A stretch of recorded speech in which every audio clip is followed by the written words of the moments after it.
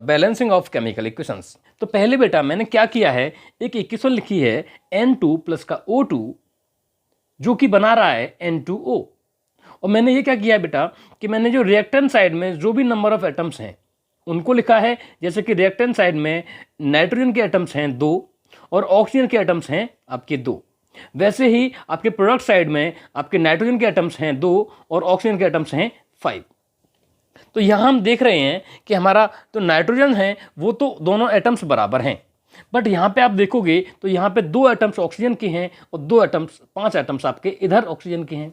तो अगर हमको इनको बैलेंस करना हो तो सिंपल सा इसके लिए तरीका है कि हम क्या करेंगे, इस वाले नंबर में मतलब इस साइड में अगर मैं 5 का मल्टीप्लाई कर दूं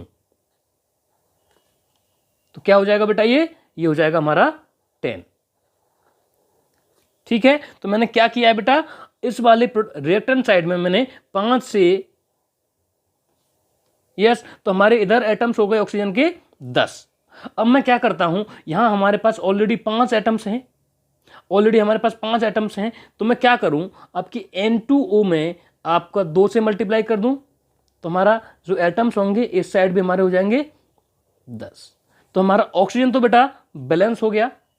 बट अब आप देखोगे तो हमारे प्रोडक्ट साइड में 2 इंटू 2 हमारे 4 एटम्स हो गए बेटा, किसके, हमारे 4 एटम्स हो गए नाइट्रोजन की।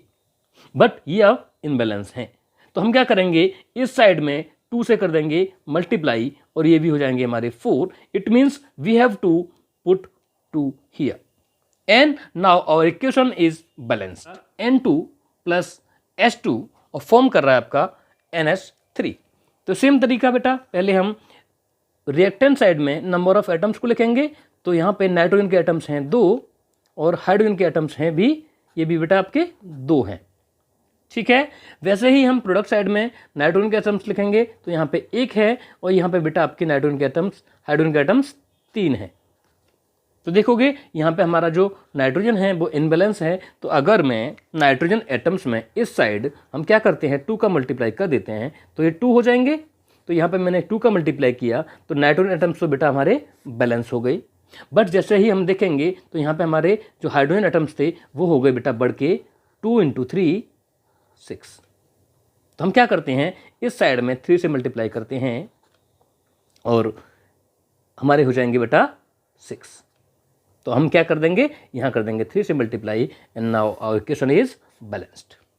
तो बेटा एक चीज़ ध्यान रखोगे, ये जो हम कर रहे हैं, ये जो हम काम कर रहे हैं, ये बेटा हमारा रफ वर्क है, इसको हमें फेयर में नहीं दिखाना है।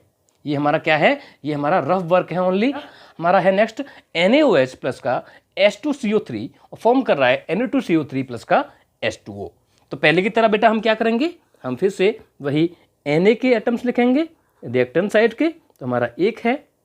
हम लिखेंगे बेटा नेक्स्ट वन S हाइड्रोजन के एटम्स कितने हैं बेटा हमारे, यहाँ पे 3 है, 1 ये है और 2 ये है, 3 है। नेक्स्ट लिखेंगे बेटा हम कार्बन एटम्स जो कि हमारा 1 है। लास्ट में लिखेंगे हम ऑक्सीजन एटम जो कि हमारा 1 ये है और 1 3 ये है, तो टोटल 4 हैं। वैसे ही दिस साइड हमारे सोडियम एटम्स कितने हैं बेटा, वो हैं 2।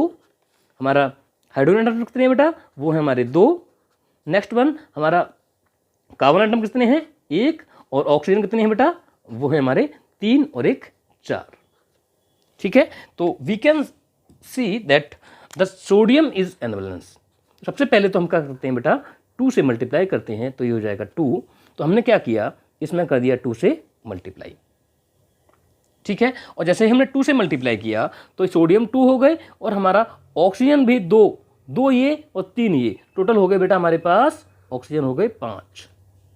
ठीक है, अब हम यहाँ देखते हैं तो हमारे 2 हाइड्रोजन ये रहे और 2 हाइड्रोजन ये रहे, टोटल हाइड्रोजन हमारे पास हो गए बेटा 4। ठीक है, तो हमारा हाइड्रोजन भी बैलेंस हो गया।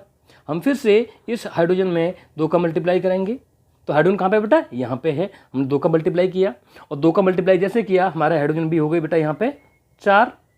और यहाँ पे क्योंकि ऑक्सीजन भी है तो 2 ऑक्सीजन और 3 ऑक्सीजन, हमारे ऑक्सीजन भी हो गए 5। तो अब आप देखोगे तो हमारे सोडियम 2 इसके अलावा हमारा hydrogen 4 carbon 1 oxygen 5 this means the equation is now balanced. So I think आपको समझ में आ रहा होगा